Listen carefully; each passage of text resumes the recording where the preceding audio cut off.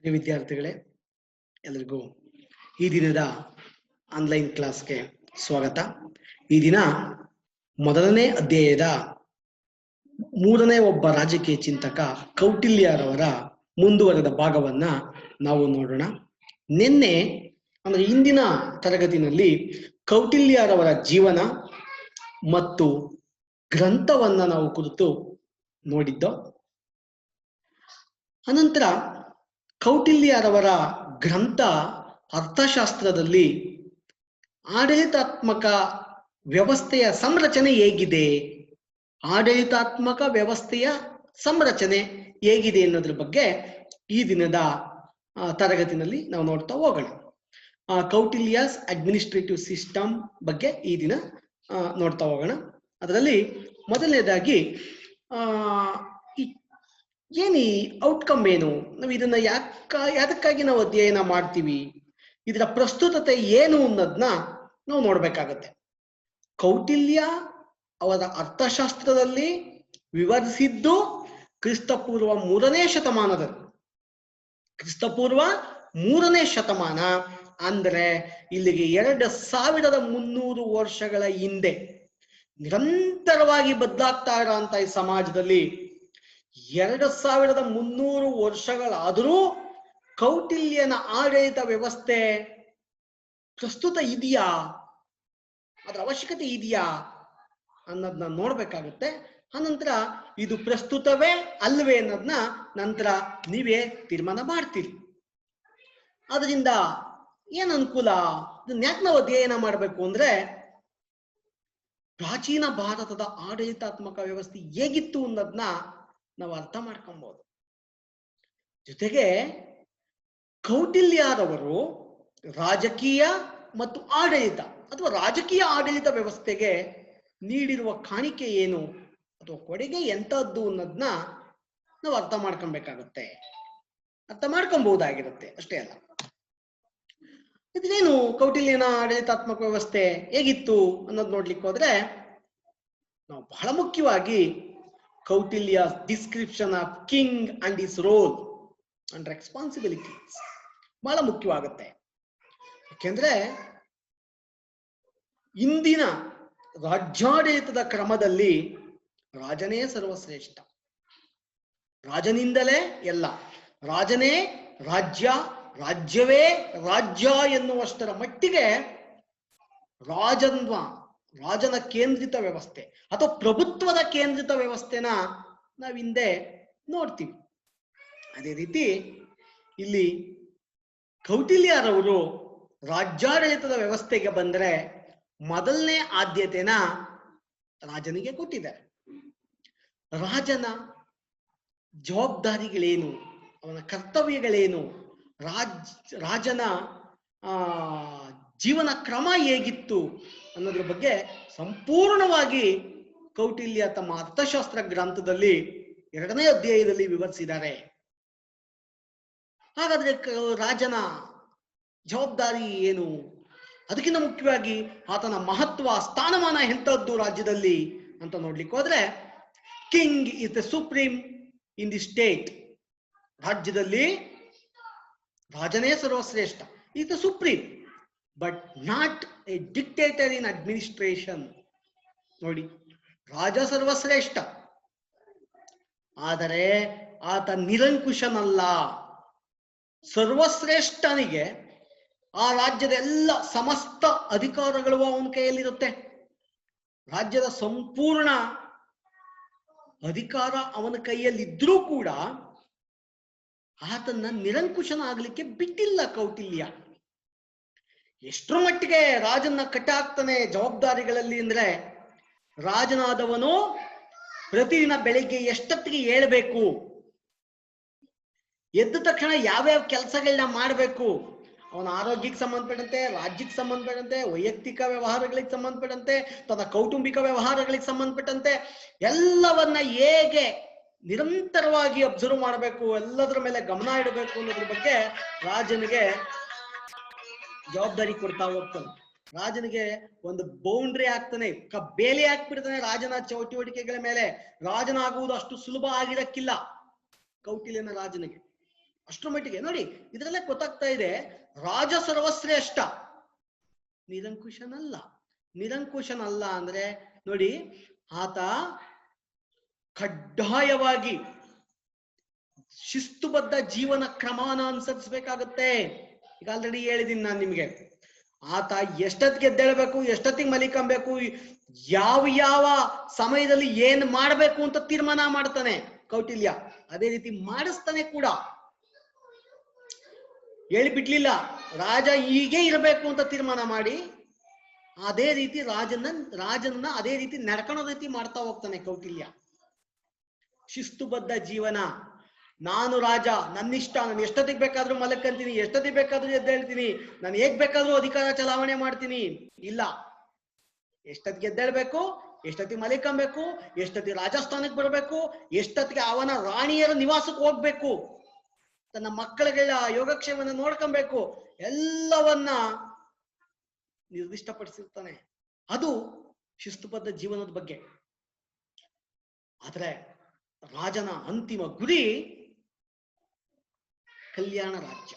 ಕಲ್ಯಾಣ ರಾಜ್ಯ ಅಂದ್ರೆ ಪ್ರಜೆಗಳ ಯೋಗಕ್ಷೇಮ, ಪ್ರಜೆಗಳ ಅಭ್ಯುದಯ, ಪ್ರಜೆಗಳ ಸುಖ ರಾಜನ ಅಂತಿಮವಾದ ಉದ್ದೇಶ ಆಗಿರುತ್ತೆ. ಅದಕ್ಕೋಸ್ಕರ ರಾಜ ಕೆಲಸ ಮಾಡ್ಬೇಕು ಅಂತ ಹೇಳ್ತಾ ಹೋಗ್ತಾನೆ ಕೌಟಿಲ್ಯ. ನಂತರ ಅವನ ಆಡಳಿತದ ಕ್ರಮ ಅವನ ಇಷ್ಟಾನುಸಾರ ನಡೆಯೋದಲ್ಲ. ಅವನ ಆಡಳಿತದ ಕ್ರಮ ಕಾನೂನುಬದ್ಧವಾಗಿ ನಡಿಬೇಕಾಗುತ್ತೆ, ನಿಯಮಬದ್ಧವಾಗಿ. ಇವತ್ತಿನ ರಾಜಕೀಯ ಆಡಳಿತದ ಪರಿಕಲ್ಪನೆಯಲ್ಲಿ ಹೇಳೋದಾದ್ರೆ ಕಾನೂನಿನ ಆಡಳಿತ, rule of law. Rule of law ಅಂದ್ರೆ ಕಾನೂನುಬದ್ಧ ಆಡಳಿತ ಅಥವಾ ಕಾನೂನಿನ ಮೂಲಕ ಆಡಳಿತ ಅನ್ನೋದ್ರ ಬಗ್ಗೆ ನಿಮಗೆ ಗೊತ್ತಿದೆ. ಯಾವ ಕಾನೂನನ್ನ ರಚನೆ ಮಾಡ್ತಾರೆ,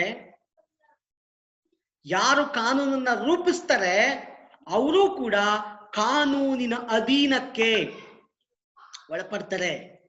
ಕಾನೂನನ್ನ ರಚಿಸುವವನಾದರೂ ಕೂಡ ಕಾನೂನಿನ ಹಿಡಿತದಲ್ಲಿ ಇರಬೇಕಾಗುತ್ತೆ. ಆತನೂ ಕೂಡ ಕಾನೂನಿಗೆ ಅತೀತನಲ್ಲ, ಶ್ರೇಷ್ಠನಲ್ಲ, ಕಾನೂನಿನ ವ್ಯಾಪ್ತಿಲೇ ಇರಬೇಕಾಗುತ್ತೆ ಅನ್ನೋದು ಕೌಟಿಲ್ಯರವರ ಆಡಳಿತದ ಬಹಳ ಮುಖ್ಯವಾದ ಗುರಿಯಾಗಿತ್ತು, ಧ್ಯೇಯ ಆಗಿತ್ತು. ಅದನ್ನೇ ಈತ ಹೇಳ್ತಾನೆ, king administration should be binding by the different policies. Policies ಅಂದ್ರೆ ಕಾನೂನುಗಳು, ನಿಯಮಗಳು, ನಿಯಮಗಳಿಗೆ ಬದ್ಧವಾಗಿರ್ಬೇಕಾಗುತ್ತೆ ಅವನ ಆಡಳಿತ ಅಂತ ಹೇಳ್ತಾ ಹೋಗ್ತಾರೆ. ಎರಡನೇದಾಗಿ ಅವನ ಆಡಳಿತ ವ್ಯವಸ್ಥೆ ಹೇಗಿತ್ತು? ಕೌಟಿಲ್ಯನ ಆಡಳಿತ ವ್ಯವಸ್ಥೆ, ಕೌಟಿಲ್ಯ ಕ್ರಿಸ್ತಪೂರ್ವ 3ನೇ ಶತಮಾನದಲ್ಲೇ ಇಡೀ ಸರ್ಕಾರದ ವ್ಯವಹಾರಗಳನ್ನ 34 ಇಲಾಖೆಗಳಾಗಿ ವಿಭಾಗ ಮಾಡಿದ್ರು. 34 ವಿಭಾಗ, ಡಿಪಾರ್ಟ್ಮೆಂಟ್ ಆಗಿ ಡಿವೈಡ್ ಮಾಡಿರ್ತಾರೆ. 34 ಡಿಪಾರ್ಟ್ಮೆಂಟ್. ಇವತ್ತು ನಮ್ಮ ರಾಜ್ಯ ಸರ್ಕಾರಗಳಿಗೆ ಒಂದ್ ಸ್ವಲ್ಪ ಜಾಸ್ತಿ ಇದೆ ಅಷ್ಟೇ, ಇವತ್ತಿಗೆ ಕಂಪೇರ್ ಮಾಡಿದ್ರೆ. ನಮ್ಮ ಸ್ವತಂತ್ರ ಬಂದಾಗ ಬರೀ 12 ಡಿಪಾರ್ಟ್ಮೆಂಟ್ ಇದ್ದೋ, ಅದಕ್ಕಿಂತ ಹಿಂದೆ 4 ಡಿಪಾರ್ಟ್ಮೆಂಟ್ ಇಂದ ಪ್ರಾರಂಭ ಆಗಿತ್ತು ನಮ್ಮ ಆಧುನಿಕ ರಾಜ್ಯ ರಾಷ್ಟ್ರ ವ್ಯವಸ್ಥೆ. ಆದ್ರೆ ಕೌಟಿಲ್ಯ ಅಂದೇ 34 ಇಲಾಖೆಗಳನ್ನ ರಚನೆ ಮಾಡಿರ್ತಾರೆ ಅಂತ ಕೌಟಿಲ್ಯ ರಾಜನಿಗೆ ನಿರ್ದಿಷ್ಟವಾದ ಜವಾಬ್ದಾರಿಗಳು ಹೇಳಿರ್ತಾನೆ.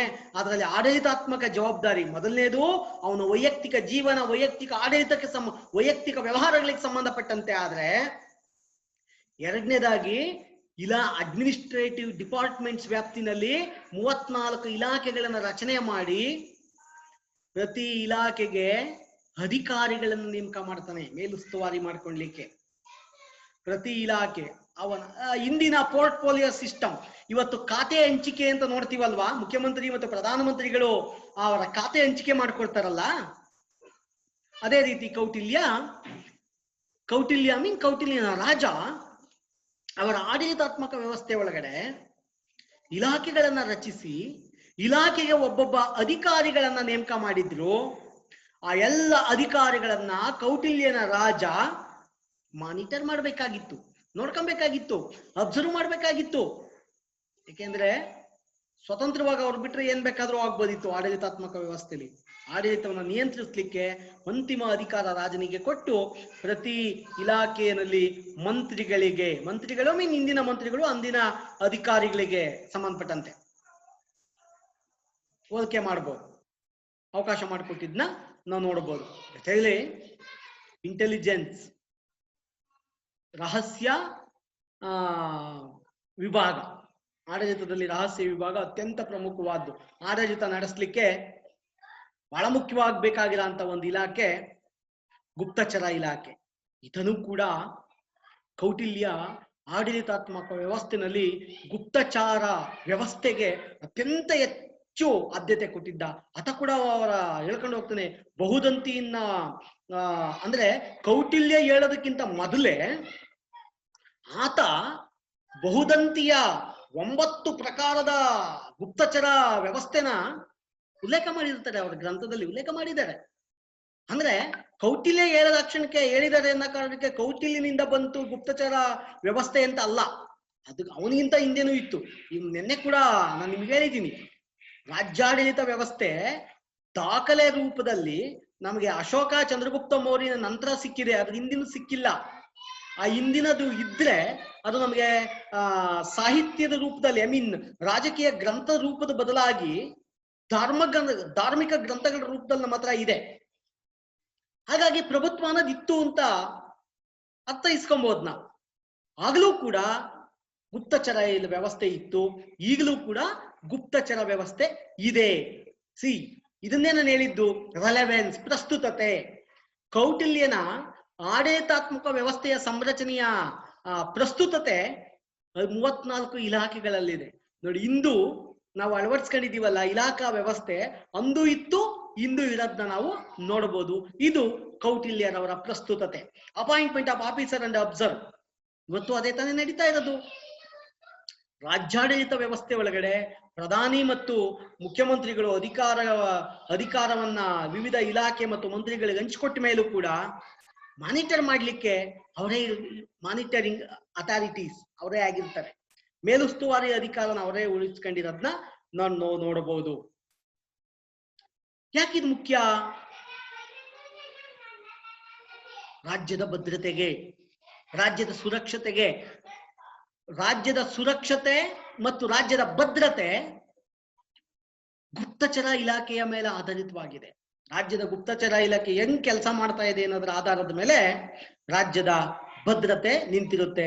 ರಾಜ್ಯ ಎಲ್ಲಿವರೆಗೂ ಸುಭದ್ರವಾಗಿರುತ್ತೆ, ರಾಜ್ಯ ಎಲ್ಲಿವರೆಗೂ ರಾಜನ ಕೈಯಲ್ಲಿ ಸುಭಿಕ್ಷವಾಗಿರುತ್ತೆ ಅಂದ್ರೆ ಎಲ್ಲಿವರೆಗೂ ಅವನ ಗುಪ್ತಚರ ಇಲಾಖೆ ಅವನ ಅಧೀನದಲ್ಲಿ ಬಲಶಾಲಿಯ ಕೆಲಸ ಮಾಡುತ್ತೋ ಅಲ್ಲಿವರೆಗೂ ರಾಜ್ಯಾಡಳಿತ ಕ್ರಮ ಚೆನ್ನಾಗೇ ಇರುತ್ತೆ ಅನ್ನೋದನ್ನ ನಾವು ನೋಡ್ಬೋದು. ಅದು ಇವತ್ತು ಕೂಡ ನಾವು ನೋಡ್ತೀವಿ.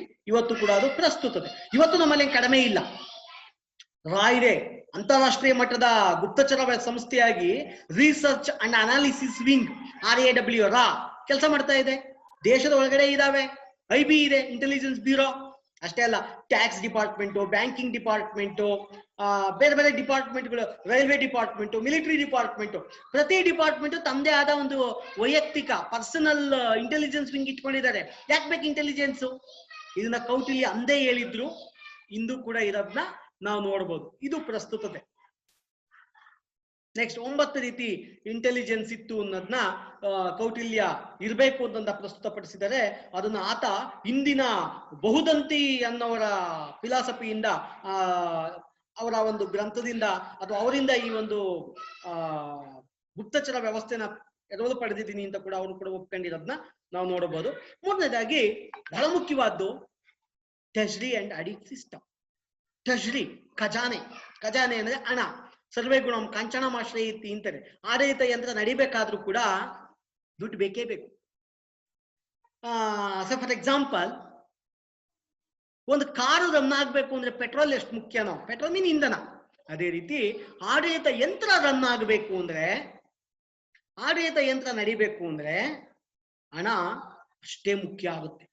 ಹಣ ಇಲ್ಲದೆ ಆಡಳಿತ ಚಟುವಟಿಕೆ ನಡೀಲಿಕ್ಕೆ ಸಾಧ್ಯನೇ ಇಲ್ಲ. ಆಡಳಿತ ವ್ಯವಸ್ಥೆ ಮುಂದೆ ಹೋಗೋದೇ ಇಲ್ಲ. ಹಾಗಾಗಿ ಹಣ ತುಂಬಾ ಮುಖ್ಯ. ಹಣದ ಮೂಲ ಯಾವುದು? ರಾಜ್ಯಕ್ಕೆ ಹಣದ ಮೂಲ ಸಾರ್ವಜನಿಕರು ಪಾವತಿಸುವ ತೆರಿಗೆ. ರಾಜ್ಯದ ಆದಾಯ ಅಂದ್ರೆ ತೆರಿಗೆ. ತೆರಿಗೆನ ಸರಿಯಾಗಿ ನಿರ್ವಹಣೆ ಮಾಡಬೇಕಾದ ಕೆಲಸ ಖಜಾನೆದು. ಖಜಾನೆ ಮೀನ್ ಹಣದ ಸಂಗ್ರಹಣಾ ಒಂದು ವ್ಯವಸ್ಥೆ. ಆ ಸಂಗ್ರಹಣಾ ವ್ಯವಸ್ಥೆಗೆ ಮೇಲುಸ್ತುವಾರಿ, ನಿಯಂತ್ರಣ, ಜೊತೆಗೆ ಭದ್ರತೆ ಇಲ್ಲದೆ ಹೋದ್ರೆ, ಭದ್ರತೆ ಎರಡು ರೀತಿ, ಆಂತರಿಕವಾಗಿ ದುಂದುವೆಚ್ಚ ಆಗದೆ ಇರೋ ರೀತಿ, ಭ್ರಷ್ಟಾಚಾರ ಆಗದೆ ಇರೋ ಅಂತ ನೋಡ್ಕೊಳ್ಳೋ ಒಂದು ವ್ಯವಸ್ಥೆ, ಹೊರಗಿನಿಂದ ದರೋಡೆ ಮತ್ತು ಕಳ್ಳತನ ಆಗದೆ ಇರೋ ರೀತಿ ನೋಡ್ಕೊಳ್ಳೋ ಒಂದು ವ್ಯವಸ್ಥೆ. ಎರಡು ರೀತಿ ಭದ್ರತೆ ಬೇಕಾಗುತ್ತೆ. ಆ ಭದ್ರತೆನ ನೋಡ್ಕೊಳ್ಳಿಕ್ಕೆ ಆಡಿಟ್ ಸಿಸ್ಟಮ್ ಎಲ್ಲವನ್ನ ಕೌಟಿಲ್ಯ ಅವರ ಗ್ರಂಥದಲ್ಲಿ ಹೇಳ್ತಾ ಹೋಗಿದ್ದಾರೆ. ಅದೇ ರೀತಿ ಅದಕ್ಕೇನೆ ಅವರು ಟ್ರೆಜರಿನ ಬಹಳ ಮುಖ್ಯವಾದ ಎಲಿಮೆಂಟ್ ಅಂತ ಕನ್ಸಿಡರ್ ಮಾಡಿದ್ದಾರೆ. ರಾಜ್ಯದ ಅತಿ ಮುಖ್ಯವಾದ ಒಂದು ಅಂಗ ಖಜಾನೆ ಇರಲೇಬೇಕು ರಾಜ್ಯದಲ್ಲಿ. ಹಾಗಾಗಿ ರಾಜ್ಯದ ಒಂದು ಮೂಲಾಂಶ ಅಂತ ಕರೆದಿದ್ದಾರೆ. ರಾಜ್ಯದ 7 ಮೂಲಾಂಶಗಳು ಸಪ್ತಾಂಗ ಸಿದ್ಧಾಂತದಲ್ಲಿ ಬರುತ್ತೆ, ಮುಂದೆ ಹೇಳ್ತೀನಿ. ರಾಜ್ಯದ ಪ್ರಮುಖವಾದ 7 ಅಂಗಗಳ ಪೈಕಿ ಖಜಾನೆ ಕೂಡ ಒಂದು. ಖಜಾನೆ ಮೀನ್ ಟ್ರೆಜರಿ, ಕೋಶ ಅಂತ ಕರೀತಾರೆ ಅವರು. ಕೋಶ ನೋಡಿ, ಕೋಶ ರಾಜ್ಯದ ಅವಿಭಾಜ್ಯ ಅಂಗ ಆಗಿತ್ತು. ಯಾಕೆಂದ್ರೆ ಈಗಲೂ ಕೂಡ ನಾವು ಆಧುನಿಕ ರಾಜ್ಯಶಾಸ್ತ್ರದ ವ್ಯವಸ್ಥೆ ಒಳಗಡೆ ರಾಜ್ಯದ ಮೂಲಾಂಶಗಳು 4 ಅಂತ ಕರೆದ್ರು ಕೂಡ ಹಣಕಾಸು ಇಲ್ಲದೆ ಹೋದ್ರೆ, ಹಣ ಇಲ್ಲದೆ ಹೋದ್ರೆ ರಾಜ್ಯಾಡಳಿತ ನಡೆಯೋದಿಲ್ಲ. ಹಾಗಾಗಿ ಅಷ್ಟರ ಮಟ್ಟಿಗೆ ಖಜಾನೆ ತನ್ನದೇ ಆದ ಪ್ರಭಾವನ ಇಟ್ಕೊಂಡಿರೋದನ್ನ ನಾವು ನೋಡ್ಬೋದು. ಹಾಗಾಗಿ ಈ ಖಜಾನೆನ ರಾಜ್ಯದ ಮೂಲಾಂಶಗಳಲ್ಲಿ ಒಂದು ಅಂತೇಳಿ ತೀರ್ಮಾನ ಮಾಡಿದ್ರು ಕೌಟಿಲ್ಯರವರು. ನಂತರ ರಾಜನಾದವನು ಖಜಾನೆಯ ಮುಖ್ಯಸ್ಥರನ್ನ ಅಪಾಯಿಂಟ್ ಮಾಡ್ತಾರೆ. ಅನಂತರ ನಿರಂತರವಾಗಿ ಅವ್ರನ್ನ ವಿಶ್ವಾಸದಲ್ಲಿ ಇಟ್ಕೊಂಡು ಖಜಾನೆಯ ವ್ಯವಹಾರಗಳನ್ನ ವೆರಿಫಿಕೇಶನ್, ಮೇಲುಸ್ತುವಾರಿ ಮಾಡ್ಬೇಕಾಗುತ್ತೆ, ವಿಶ್ಲೇಷಣೆ ಮಾಡ್ಬೇಕಾಗತ್ತೆ. ಖರ್ಚು ವೆಚ್ಚಗಳನ್ನ, ಹಣದ ಹರಿವನ್ನ, ಮತ್ತೆ ಹೊರಹೋಗುವಿಕೆ, ಒಳಗೆ ಬರುವ ಹಣ ಮತ್ತೆ ಹೊರಗಡೆ ಅಂದ್ರೆ ಸಂಗ್ರಹ, ತೆರಿಗೆ ಮೂಲಕ ಸಂಗ್ರಹ ಆಗಿ ಖಜಾನೆ ಸೇರುವ ಹಣವನ್ನ ವೆಚ್ಚದ ಮೂಲಕ ಖಜಾನೆಯಿಂದ ಆಚೆ ಹೋಗ್ತಾ ಇರುವಂತ ವ್ಯವಸ್ಥೆನ ನಿರಂತರವಾಗಿ ಅಬ್ಸರ್ವ್ ಮಾಡ್ಬೇಕಾಗಿರುತ್ತೆ ರಾಜನಾದವನು. ಮಾಡಿದ್ ಬಹಳ ಮುಖ್ಯವಾದ. ನಾವು ಆಧುನಿಕ ರಾಜ್ಯ ರಾಷ್ಟ್ರ ವ್ಯವಸ್ಥೆ, ಸಂವಿಧಾನಬದ್ಧ ವ್ಯವಸ್ಥೆ, ಆಡಳಿತಾತ್ಮಕ ಸುಧಾರಣೆ ಎಲ್ಲವನ್ನ ಇವತ್ತು ಇಟ್ಕೊಂಡಿದ್ದೀವಿ. ನಾವು ಲೆಕ್ಕಪತ್ರ ವಿಭಾಗದಿಂದ ತನಿಖೆನ ಆಡಿಟ್ನ, ಲೆಕ್ಕ ಶೋಧನೆಯನ್ನ ಸಪರೇಟ್ ಮಾಡಿದ್ರು ಬಹಳ ರೀಸೆಂಟ್ ಆಗಿ 20ನೇ ಶತಮಾನದ ಒಂದು 7ನೇ ದಶಕದಲ್ಲಿ, ಅಂದ್ರೆ 1973ರಲ್ಲಿ ನಾವು ಅಮೆರಿಕದ ಜಾನ್ ಅಪ್ಲಬಿ ಬಂದು ರಿಪೋರ್ಟ್ ಕೊಡೋವರೆಗೂ ನಾವು ಆಡಿಟ್ ಲೆಕ್ಕ ವಿಭಾಗದಿಂದ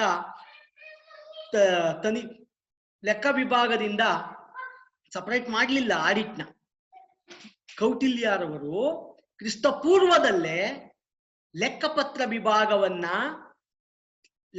ವಿಭಾಗವನ್ನ ಲೆಕ್ಕ ಪರಿಶೋಧನೆಯಿಂದ ಸಪರೇಟ್ ಮಾಡಿಟ್ಟಿದ್ರು.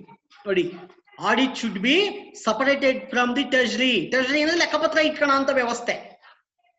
ಆಡಿಟ್ಟು ವೆಚ್ಚದ ವಿವರಗಳನ್ನ ಪರಿಶೀಲನೆ ಮಾಡೋ ಅಂತದ್ದು, ವೆಚ್ಚಗಳು ಸರಿಯಾಗಿ ಆಗಿದ್ಯಾ ಅಂತ ನೋಡ್ಕೊಳ್ಳೋದು ಆಡಿಟ್ ಕೆಲಸ. ಇದನ್ನ ಸಪರೇಟ್ ಆಗಿ ಇಟ್ಟಿದ್ರು. ನೋಡಿ ಎಂತ ಮುಂದಾಲೋಚನೆ. ನಾವು ಯಾವಾಗ ಅದನ್ನ ಅಳವಡಿಸ್ಕೊಂಡಿದ್ದೀವಿ? ಕೌಟಿಲ್ಯ ಯಾವಾಗ ಹೇಳಿದ್ರು? ಭಾರತೀಯ ಒಬ್ಬ ರಾಜಕೀಯ ಚಿಂತಕ ಹೇಳಿದ್ದಂತ ಒಂದು ವಿಚಾರಗಳನ್ನ ನಾವು ಎಷ್ಟು ನಿಧಾನವಾಗಿ ಅಳವಡಿಸ್ಕೊಂಡಿದ್ದೀವಿ ಅನ್ನೋದಕ್ಕೆ ಒಂದು ನಿದರ್ಶನ ಅಷ್ಟೇ. ನಂತರ ತೆರಿಗೆನ ಹೇಗೆ ವಿಧಿಸ್ಬೇಕು, ಯಾವ ಪ್ರಕಾರದ ತೆರಿಗೆ ವಿಧಿಸ್ಬೇಕು, ಯಾವ ಪ್ರಕಾರದ ತೆರಿಗೆನ ಯಾವ ಮೂಲದಿಂದ ಸಂಗ್ರಹಿಸಬೇಕು, ಅಂದ್ರೆ ವ್ಯಾಪಾರ, ವಿವಿಧ ಅಂದಿನ ರಾಜ್ಯಗಳ ನಡುವಿನ ಅಂತಾರಾಜ್ಯ ವ್ಯಾಪಾರ, ಸಂಪನ್ಮೂಲಗಳ ಕ್ರೋಢೀಕರಣ, ಬಹಳ ಮುಖ್ಯವಾಗಿ ಭ್ರಷ್ಟಾಚಾರ ಅನ್ನೋದನ್ನ ಕೌಟಿಲ್ಯ ಅಂದೇ ರೆಕಗ್ನೈಸ್ ಮಾಡಿದ್ರು, ಗುರುತಿಸಿದ್ರು. ಆಡಳಿತಾತ್ಮಕ ವ್ಯವಸ್ಥೆ ಇಲ್ಲ, ಅದರಲ್ಲೂ ಹಣಕಾಸಿನ ಆಡಳಿತ ವ್ಯವಸ್ಥೆ ಬಂದ್ರೆ ಭ್ರಷ್ಟಾಚಾರ ಇದ್ದೇ ಇರುತ್ತೆ. ಸಾಮಾನ್ಯವಾಗಿ ಗ್ರಾಮ್ಯ ಭಾಷೆಯಲ್ಲಿ ನೀವು ಕೇಳಿರ್ಬೋದು, ಜೇನು ಕಿತ್ತ ಮೇಲೆ ಕೈಗಂಟಿರ ಜೇನುತುಪ್ಪನ ತೊಳೆದು ವೇಸ್ಟ್ ಮಾಡೋದಕ್ಕಿಂತ ಅದರ ರುಚಿನ ನೋಡೋದು ಸಹಜ. Like this. ಅದನ್ನ ಕೌಟಿಲ್ಯರು ಅಂದೇ ಗುರುತಿಸುತ್ತಾರೆ. ಜೊತೆಗೆ 73 ಪ್ರಕಾರದ ಭ್ರಷ್ಟಾಚಾರಗಳನ್ನ ಐಡೆಂಟಿಫೈ ಮಾಡಿದ್ರು, ಗುರುತಿಸಿದ್ರು. ಭ್ರಷ್ಟಾಚಾರನ ಹೆಂಗ್ ತಡೆಗಟ್ಟಬೇಕು ಅನ್ನೋದನ್ನ ಹೇಳ್ತಾ ಹೋಗಿದ್ರು ಅವರ ಗ್ರಂಥದಲ್ಲಿ. ಭ್ರಷ್ಟಾಚಾರ ಇಂದು ನಿನ್ನೆಯದಲ್ಲ ಅನ್ನೋದಕ್ಕೆ ಇದೊಂದು ನಿದರ್ಶನ. ಕೌಟಿಲ್ಯರವರು ಸೂಚಿಸಿರುವ ಭ್ರಷ್ಟಾಚಾರದ ನಿಯಂತ್ರಣ ತಂತ್ರಗಳನ್ನ ಅನುಸರಿಸಿದ್ದೆ ಆದರೆ ಇಂದಿನ ಸಮಸ್ಯೆನ ನಾವು ಭ್ರಷ್ಟಾಚಾರದ ಸಮಸ್ಯೆ ಏನಿದೆ ಭಾರತದಲ್ಲಿ, ಈ ಸಮಸ್ಯೆನ ನಾವು ಬಗೆಹರಿಸೋದಕ್ಕೆ ಏನು ಅಂತ ಸಮಸ್ಯೆ ಆಗ್ಲಿಕ್ಕಿಲ್ಲ. ಅಂತ ವಿಶಾಲವಾದ ವಿಸ್ತೃತವಾದ ಭ್ರಷ್ಟಾಚಾರ ನಿರ್ಮೂಲನಾ ಉಪಕ್ರಮಗಳನ್ನ ಅವರು ಸೂಚಿಸಿದ್ದಾರೆ. ನೀವು ಬೇಕಿದ್ರೆ ಫರ್ದರ್ ಸ್ಟಡಿನಲ್ಲಿ ಅದನ್ನ ನೋಡ್ಬೋದು. ರಾಜ್ಯದ ಮುಖ್ಯ ಧ್ಯೇಯ, ರಾಜನ ಮುಖ್ಯ ಗುರಿ, ವೆಲ್ಫೇರ್ ಸ್ಟೇಟ್. ಇವತ್ತಿನ ರಾಜ್ಯಗಳಿದಾವಲ್ಲ, ಇವತ್ತಿನ ಆಧುನಿಕ ಸತ್ತಾತ್ಮಕ ರಾಜ್ಯಗಳು ಕಲ್ಯಾಣ ರಾಜ್ಯದ ಗುರಿನ ಹೊಂದಿದಾವೆ. ಇದೇ ಕಲ್ಯಾಣ ರಾಜ್ಯದ ಗುರಿಗಳನ್ನ ಕೌಟಿಲ್ಯರವರ ಅರ್ಥಶಾಸ್ತ್ರದಲ್ಲಿ ನಾವು ಕಾಣಬಹುದು. ಕಲ್ಯಾಣ ರಾಜ್ಯದ ಗುರಿಗಳು ಅಂದ್ರೆ ರಾಜನಾದವನ ಮುಖ್ಯವಾದ ಗುರಿ ಪ್ರಜೆಗಳ ಅಭ್ಯುದಯ, ಸುಖ, ಜೊತೆಗೆ ರಾಜ್ಯದ ಭದ್ರತೆನೇ ಆಗಿತ್ತು ಅನ್ನೋದನ್ನ ನಾವಿಲ್ಲಿ ನೋಡಬಹುದಾಗಿರುತ್ತೆ. ಇದಿಷ್ಟು ಇಷ್ಟೇ ಅಲ್ಲ, ಇನ್ನು ಮುಂದಿನ ರಾಜ್ಯದ ಸಪ್ತಾಂಗ ಸಿದ್ಧಾಂತಗಳೇನ್ ಬರುತ್ತೆ, ಸ್ವಾಮಿ ಅಂದ್ರೆ ರಾಜ, ಮಂತ್ರಿ ಅಂದ್ರೆ ಅಮಾತ್ಯ, ಕೋಶ ಖಜಾನೆ, ದುರ್ಗ ಅಂದ್ರೆ ಕೋಟೆ, ಬಲ ಸೈನ್ಯ, ಮಿತ್ರ ಸ್ನೇಹಿತ, ಈ ರೀತಿ ಸಪ್ತಾಂಗ ಸಿದ್ಧಾಂತಗಳೇನ್ ಬರುತ್ತೆ, ಆ ಸಪ್ತಾಂಗ ಸಿದ್ಧಾಂತಗಳಲ್ಲಿ ಜೊತೆಗೆ ರಾಜನಾದವನು ತನ್ನ ನೆರೆಹೊರೆ ರಾಷ್ಟ್ರಗಳೊಂದಿಗೆ ಯಾವ ರೀತಿ ವ್ಯವಹಾರಗಳನ್ನ ಇಟ್ಕೊಂಡಿರ್ಬೇಕು, ಹೇಗೆ ನಿರ್ವಹಣೆ ಮಾಡಬೇಕು ರಾಜತಾಂತ್ರಿಕ ವ್ಯವಹಾರಗಳನ್ನ, ರಾಜನಾದವನು ಅಧಿಕಾರವನ್ನ ಹೇಗೆ ಪಡಿಬೇಕು, ಹೇಗೆ ಉಳಿಸ್ಕೊಬೇಕು ಅನ್ನೋದನ್ನ ಅರ್ಥಶಾಸ್ತ್ರದಲ್ಲಿ ಹೇಳಿದ್ದಾರೆ.